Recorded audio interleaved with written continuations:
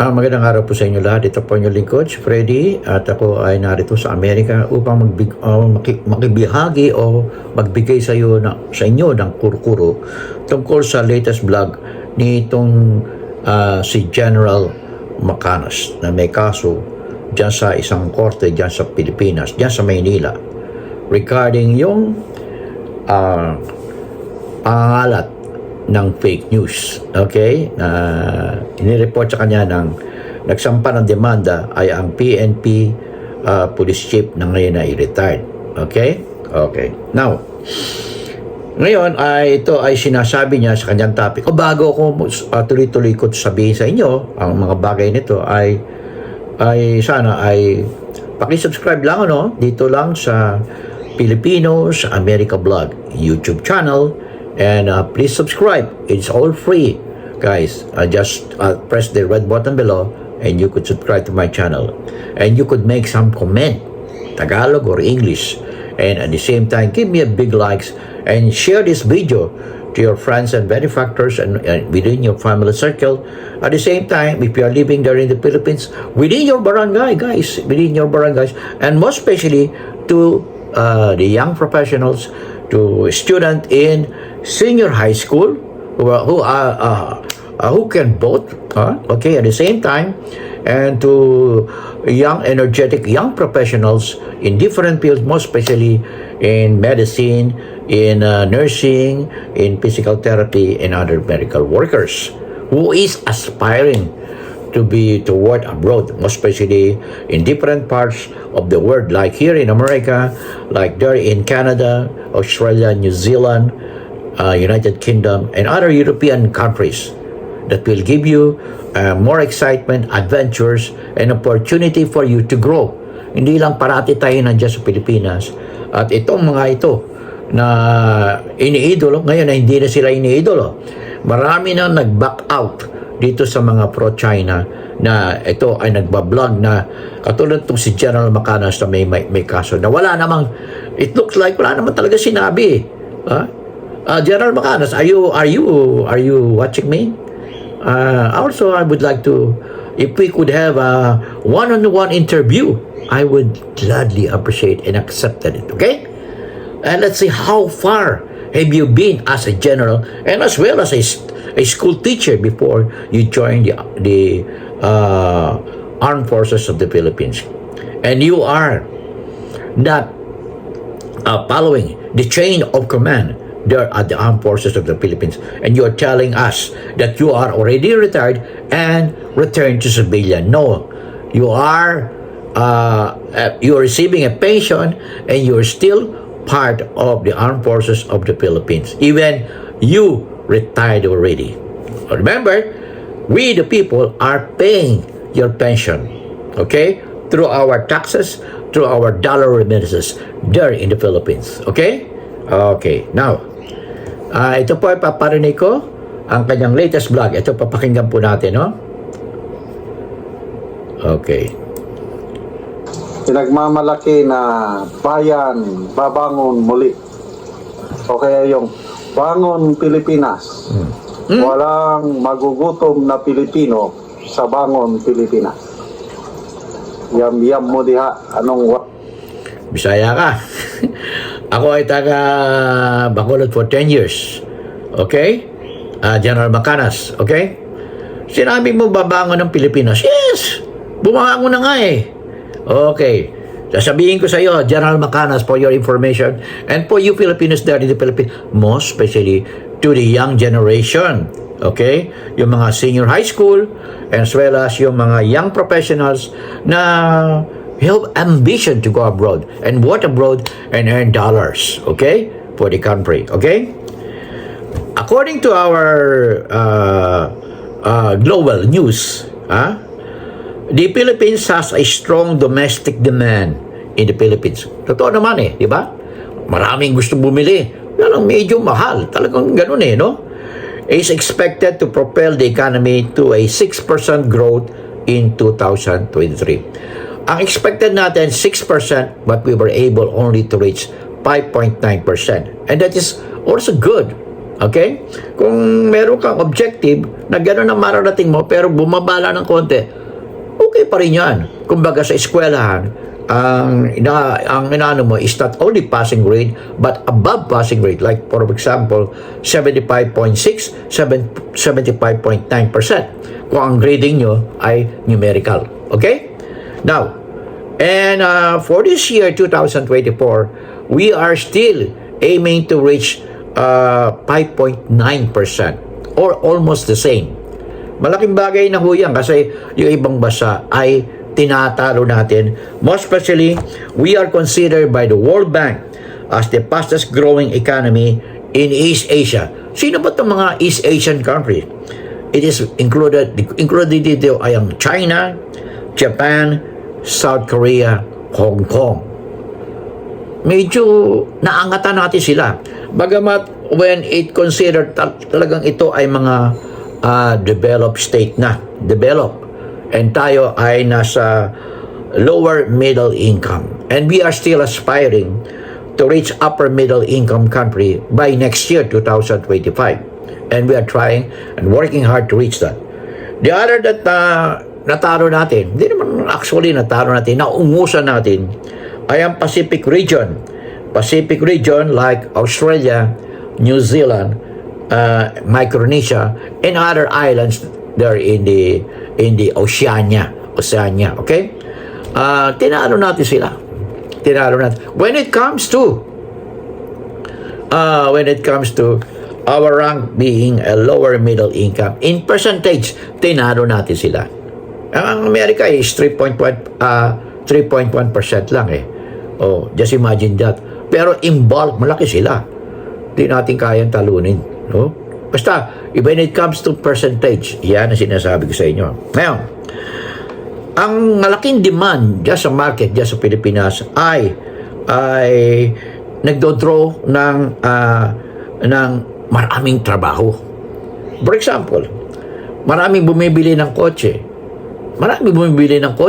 Bakit sila maraming bumibili? Kaya nga nagkakaroon ng traffic eh. General Macanas, hindi mo ba naiintindihan ang economy? Meron ka bang tinapos o meron ka bang pinag-aralan tungkol sa economy? Mukhang wala. Ha? At ang ginagamit mo ay puro paninira lang. Pro-China ka pero Armed Forces of the Philippines ka. Nakakaya ka, General. Wala kang ethics. Wala kang ethics sa ginagawa mong yan. Okay? Ang iyong chain of command ay hindi mo sinusunod. Ha? Maaaring kaya ka kaganyan ay katulad ka ng iba na hindi ka na-appoint ng ating presidente. Yan ang iyong malaking pagkakamali, General Macanas. Hindi ka pa nakakasiguro na hindi ka mako-court martial sa ginagawa mong yan.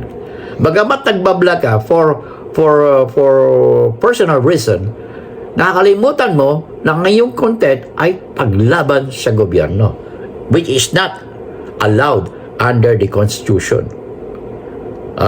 Sundalo ka. Hindi ka teacher for this time. You are receiving as a military. General ka pa naman. Ano bang maiisip ng mga mababang rango sa'yo? Okay, General Macanas? Okay. At yung paglakas ng ating strong domestic demand ay nakakatulong sa economy natin. And most especially, to us US Filipino, the biggest contributor of dollar remittances, as well as overseas Filipino workers in different parts of the world. Isipin mo, monthly, weekly, kung magbigayan, or even once, iba ay yearly, ang laki ng bulk. I think it's reaching about more than $30 billion annually. Malaking bagay yan. O $35 billion. Pumapasok yan na walang interest. Helping the economy. Pag yan ay dumating sa mga kanyang pamilya, gumagastos yan. General. Excuse me. At pag yan ay gumastos, nagbabayad ng tax. Kuha mo, General? At pag nagbayad ng tax, yung pinag-source nila, nagbabayad din ng tax. Excuse me. yung bangko na pinagdaanan niya ng dollar remittances ay nag-earn interest, matulog lang yan ng ilang oras sa bangko. Ewan ko, General. Eto, tuloy natin ang paninira mo. Magugutom ito. Sa headline ng Philippine Star ngayon, 46% of Pinoy families feel poor. SWS. Okay. That is a survey. Alam mo, pag nagsusurvey ka, General, dumating ka sa isang bahay, tanong mo, ano ba nararamdaman mo? Mahirap ako eh. Ba't nasa bahay ka? Wala kang trabaho. Bakit wala kang trabaho? Hindi ako ma-qualified eh. Pwede ka mag-apply call center. Right? You can apply a call center and you are going to earn about 30,000 starting salary, 50,000 or even more.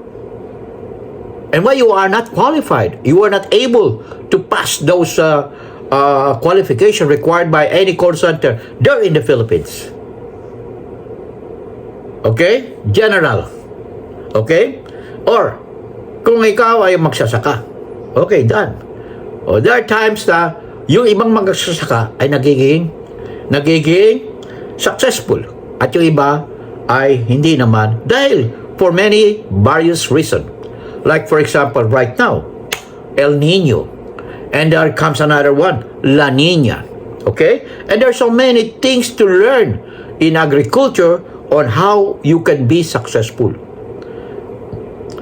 Maraming bagay yan. Now, we need to discuss it on a later time. Not now. But you should know how to grow. First, join the cooperative. In cooperative, you will learn many things there in cooperative, unlike when you are going alone. No man is an island. You need to collaborate with other farmers.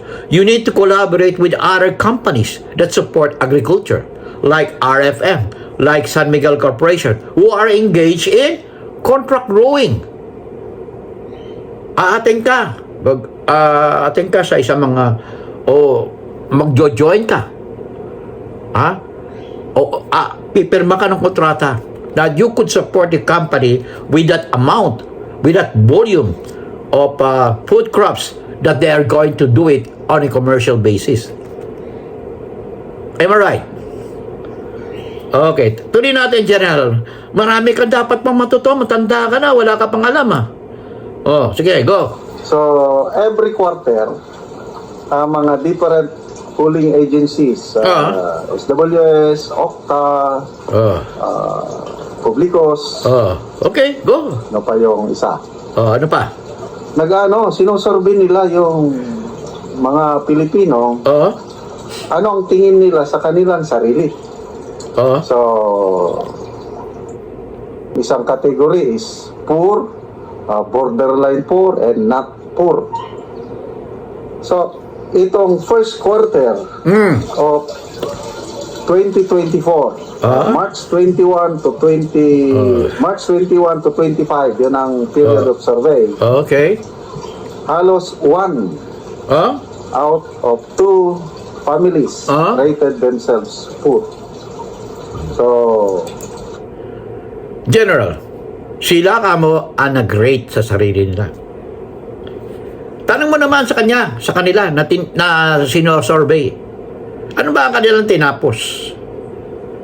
Meron ba silang, kung wala silang tinapos, they could attend a training at TESDA. Mag-aaral sila doon. It is a continuous process. Hindi porket hindi ka nakatapos ay hindi ka naaangat. You need to study on a daily basis. Kaya nga meron tayong mga bagong technology.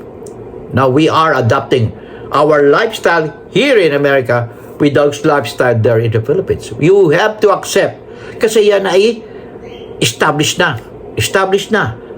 And ang katibayan ay ang Amerika at ang ibang bansa dyan sa lugar sa Pilipinas, mga kapitbahay natin, katulad ng Japan, Korea, Hong Kong, lalo na nung ako yung nandiyan sa Pilipinas, parati kong tinitingnan ang stock market. Bloomberg, parati ako dyan. Kasi ako ay nagtrabaho dyan sa PLDT. At the same time, nagtrabaho din ako sa Film Life as a financial jobs, financial work, analysis. Kailangan meron kang mga ganyang background na pwede mong i-apply sa iyong mga pamumuhay, sa iyong mga planos sa buhay. Marunong kang magplano. Ano ba ang vision mo? Step by step. Hindi mo lahat isisisi sa gobyerno. Ikaw, General Macanas, teacher ka pa naman at sundalo ka pa naman. Bakit ka naging general? Bakit ka naging General Macanas? O general ka lang dahil nasa opisina ka lang? And I guess I have to challenge you into a debate with me. General Macanas, can you accept my challenge? Sinisira mo ang buhay ng mga Pilipino dahil masakit ang loob mo dahil hindi ka napagbigyan ng ating Pangulong Bongbong Marcos Jr. Kaya mga Pilipino dyan sa Pilipinas, tingnan nyo ang mga naninira na ito ay mga pro-China. At ang kaso mo, General, ay still pending. And I think that there will be more for you, like other pro-China who are now going to China right now. Okay? I do hope that we'll see you again in my next vlog. And this is a challenge for you all Filipinos to think over and make analysis on General Macanas' blog. In God we trust, never hold your peace. I'll see you in my next vlog.